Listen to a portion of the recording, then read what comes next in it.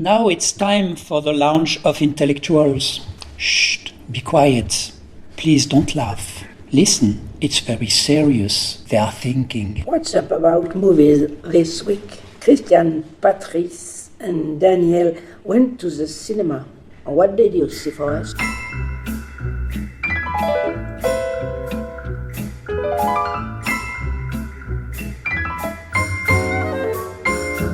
I saw for you a French film, If We Live All Together. The subject, a group of friends, all 70 and more. They are friends for a long time ago.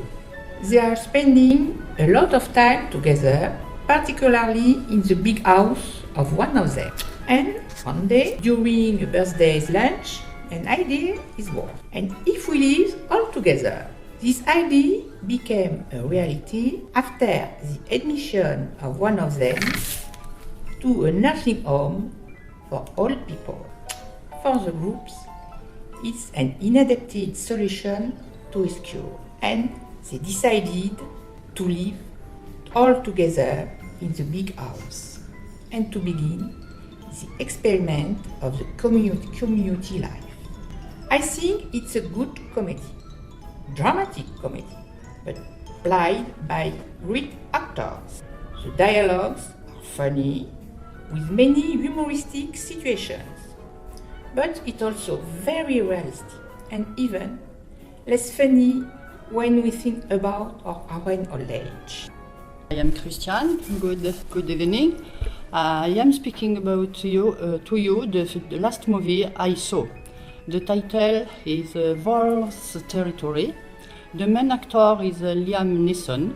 If you remember, he played in the great movie The List of Schindler. It's a dramatic and scary movie. Lost in Alaska, 7 rescue of crash plane are tracked by a pack of rabid wolves. The surviving chance for them is minimal, so the group leader decided to run away toward the forest to find water, food, and helps. The great moment is when the men around the campfire realize that they are living perhaps the last hour of their life.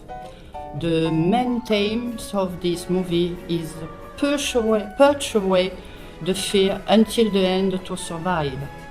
It's a hard and terrifying movie. I was disappointed by the end. I don't advise to watch this movie if you are sensitive or delicate. I want to talk to you about a movie. The title is Shadow's Game, a Sherlock Holmes adventure produced by Guy Ritchie, his second opus, starring Robert Downey Jr. All the movie is concentrated around the fight against Professor Moriarty and Holmes until the death in Switzerland. This movie obviously breaks the myth of the Conan Doyle character, showing us a Sherlock extremely excited during the investigation. As a conservative Sherlock Holmes fan, I'm a little disappointed, because the movie demonstrates too many agitation for me. But I have to admit that the hard using of digital visual effects show us a wonderful magical picture of London and Paris of the 29th century. In conclusion, it will be a good entertainment for young people and teenagers. Goodbye.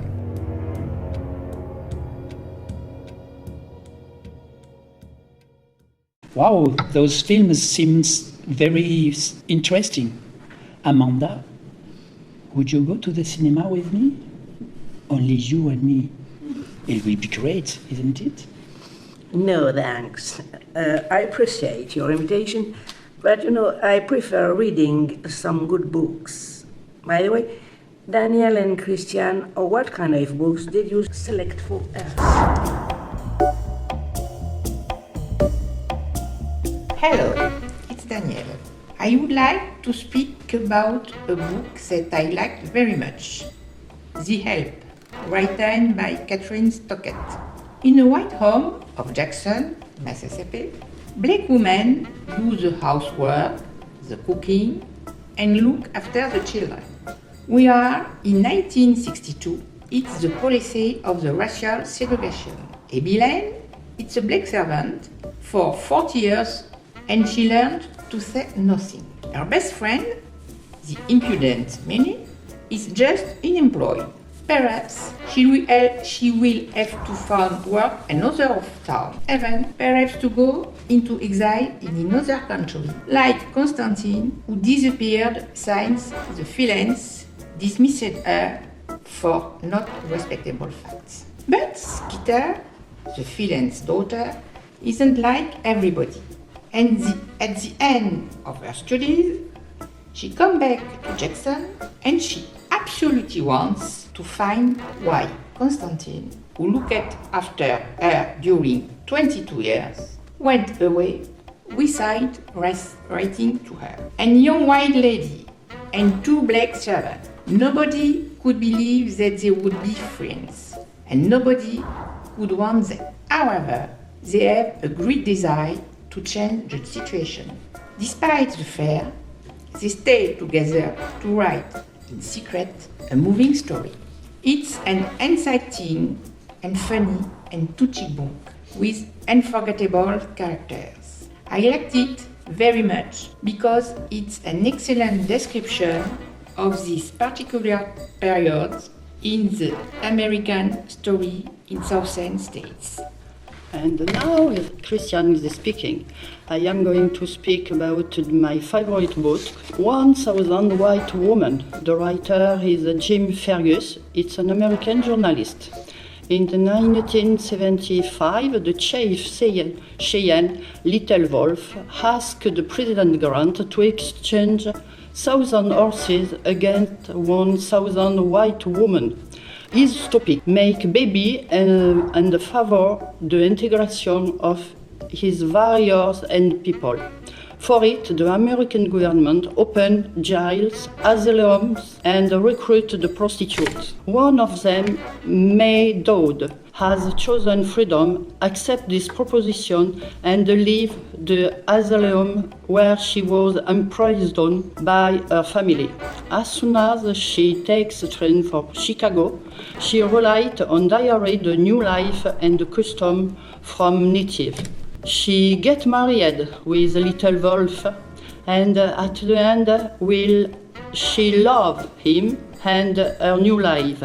Through the writing, you discover two faces from America. The one is the white are making the extermination of minority, and the other native are trusting, naive, idealistic, are going to disappear. It's a great and real historic event which has decimated one race. As far as I am concerned, everybody should read this book.